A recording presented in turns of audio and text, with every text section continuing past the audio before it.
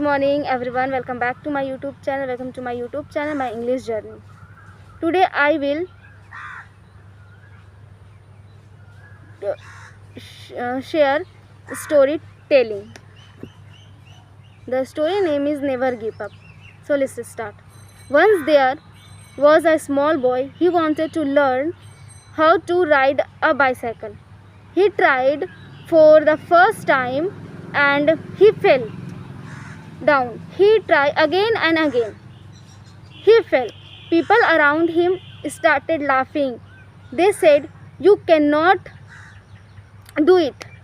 The boy felt sad, but he did not stop. Every day he practiced, and he fell many times, but each time he stood up again. After a few days, something changed. He started balancing slowly.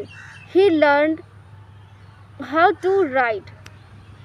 One day, he was riding his bicycle without fear and falling. He was smiling, and everyone was surprised. The moral of this story: never give up. Success comes to those who keep trying. If you like my video, please support.